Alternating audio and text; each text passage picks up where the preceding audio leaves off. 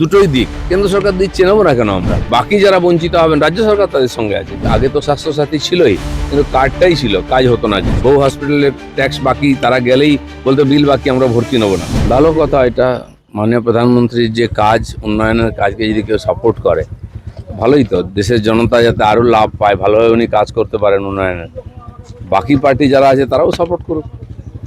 SFI এর মিছিলে মৌলালি থেকে নাকি বিজেপির কর্মী সমর্থকেরা দমকলের গাড়িতে উঠে ঢিল ছুঁড়েছে, জল ছুঁড়েছে, এরকম একটা ছবি এসএফআই এর তরফ থেকে দেওয়া হয়েছিল। পরে ফ্যাক্ট চেক করে দেখা যায় সেটা রাঁচির ছবি, এখানে এসএফআই সেটাকে ব্যবহার করে। যে ছবি দিয়েছে তাদেরকে আগে ভেতরে ঢোকানো উচিত। এই সমস্ত অ্যান্টি সোশ্যাল যারা, তারা বিভিন্ন ব্যানার নিয়ে ঘুরে বেড়াচ্ছে আর তাদেরকে নিজেদের ব্যানারের তলায় নিয়ে আসছে, এ সমস্ত কটাকে ঢোকানো উচিত। আর আমাদের সরকার ঢোকাবেও, সব ভিডিও আছে। দাদা, আজকে সংঘ পরিবার পথে নামছে, ছাত্র শিক্ষক অধ্যাপক শিক্ষাকর্মীরাই মহামিছিলে থাকছেন। মূলত যেভাবে গুন্ডামি চলেছে সেই প্রতিবাদে তারা আজকে রাস্তায় নামছে, যে কিভাবে দিল্লি থেকে গোটা দেশ জুড়ে চলছে এই ধরনের গুন্ডামি বা অন্যান্য বিষয়। সমস্ত দেশবাসীর এই ককরোচ জনতা পার্টি এবং তার সংঘসাথী যারা দেশের বিরুদ্ধে আন্দোলন করছে তাদের বিরুদ্ধে আওয়াজ তোলা উচিত। বিধানসভায় আমাদের বিধায়করা এর বিরুদ্ধে বিরোধ দেখিয়েছেন, কালো ব্যাচ পড়েছেন। সারা দেশ জুড়ে বিরোধিতা হয়। এরা ভেবেছে যা ইচ্ছা করতে পারে, এটাই গণতন্ত্র, তা চলতে পারে না। দেশের বেশিরভাগ জনতা এদের বিরুদ্ধে আছে, এটা একবার তো প্রকাশ করার দরকার আছে। এই প্রসঙ্গে আরেকটা বলছি যে বিরোধীদের হাতে তাহলে পেন্সিল রইল, যে শিক্ষামন্ত্রীর পদত্যাগ করে দিলেন এবং পড়ুয়ারা তাদের যে আন্দোলন সেটা তুলে নিলেন। কাজে বিরোধীদের যারা পড়ুয়াদেরকে নাচাচ্ছিল, পড়ুয়ারা পরে বুঝতে পেরেছেন যে তাদেরকে বড় হিসেবে ব্যবহার করা হয়, তারা সরে গেছেন। তাদের আন্দোলন ছিল 1 পয়েন্ট, ঠিক আছে, শিক্ষামন্ত্রী পদত্যাগ করেছেন।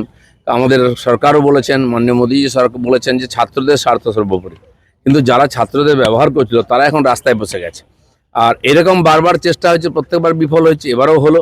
কিন্তু এই সমস্ত লোককে চিনে রাখা হয়েছে সাধারণ মানুষের, এরা যেন সমাজে কোনো জায়গা না পায়।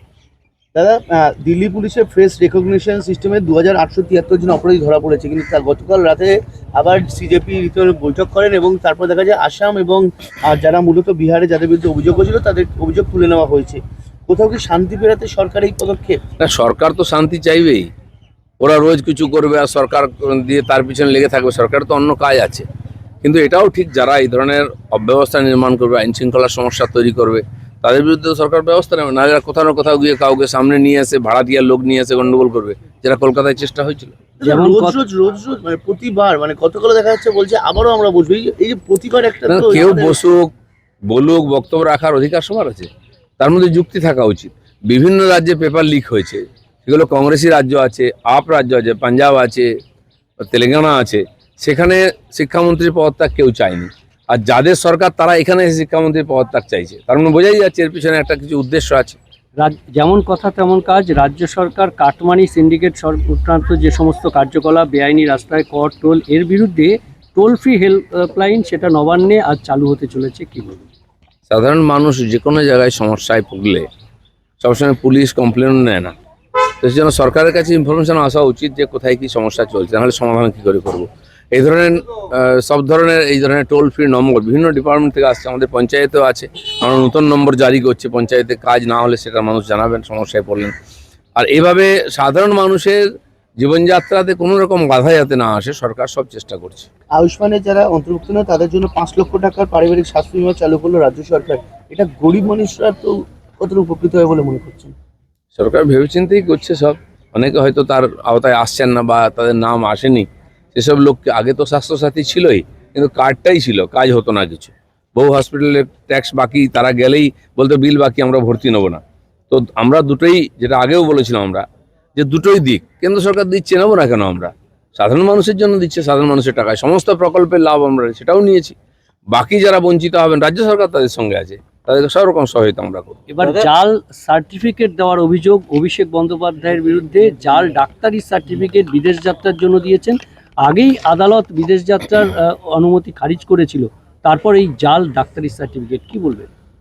এই যে কোনোভাবে বাঁচার চেষ্টা হচ্ছে অপরাধ থেকে, এবং তাতে যারা সহযোগিতা করছেন ডাক্তারের মতো লোকেরা, তাদেরও সাবধান থাকা উচিত। কেন এই চক্রান্তের মধ্যে তারা পা দিচ্ছেন? কেউ হয়তো ভয়ে বা বিশেষ পরিস্থিতিতে দিয়েছেন, কিন্তু অন্যায় করলে তো সাজা পেতে হবে, এর ইনকোয়ারি হবে সব। দাদা, জীবনতলাতে বিজেপি কর্মীকে কোপানোর অভিযোগ ভালো আসছে এবং গুলি চালানোর অভিযোগ তৃণমূলের বিরুদ্ধে আশঙ্কাজনক অবস্থায় ভর্তি মানে নতুন করে মাথাচাড়া দিচ্ছে কাদের উস্কানিতে? ভাঙড় এলাকা, জীবনতলা সবসময় উপদ্রুত এলাকা। বিশেষ করে ওখানে সংখ্যালঘু যারা হিন্দুরা, তারা খুব ভয়ের মধ্যে থাকেন। অনেক ঘটনা হয়েছে, সেগুলো তদন্ত হচ্ছে, সাজাও হবে, কিন্তু এখনো পর্যন্ত ওখানে অপরাধীদের যে দবদবা, তারা রাজনৈতিক শেল্টারে থাকে, তারা এখনো এই ধরনের কাজ করে যাচ্ছে। ধীরে ধীরে সরকার সব ব্যবস্থা নেবে এবং পরিবর্তন করবে। চলুন। পরীক্ষা বিল নিয়ে আজ ফের উত্তপ্ত হতে পারে সংসদ, আজ বিল নিয়ে আলোচনার সম্ভাবনা। দেখুন, সরকার এই সমস্যার সমাধানের জন্য বিল নিয়ে এসেছে। যারা লাফাচ্ছিলেন তাদের এই বিলকে সাপোর্ট করে আইন পাস করানো উচিত।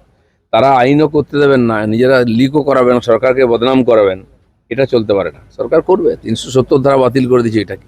একটা লাস্ট কোশ্চেন হলো, সুদীপ বন্দ্যোপাধ্যায় মুখ্যমন্ত্রীর সঙ্গে বৈঠক করেছেন, তা নিয়ে কালীঘাট মন্ত্রী তৃণমূল নেতারা আসলে নেমে পড়েছেন, বলছে কোথাও নিজেদের সেটিং করার চেষ্টা করছে বিরোধীরা ছেড়ে। দেখুন, টিএমসির মধ্যে কে কার সঙ্গে মিটিং করলো, কি করছে, এটা নিয়ে আমাদের মাথা ব্যথা নেই। আরো ভালো ভালো খবর দেখতে সাবস্ক্রাইব করুন বাংলা হান্টের ইউটিউব চ্যানেল। বাংলা হান্টের আরো খবর দেখতে নজর রাখুন। বাংলা খবর মানেই বাংলা হান্ট।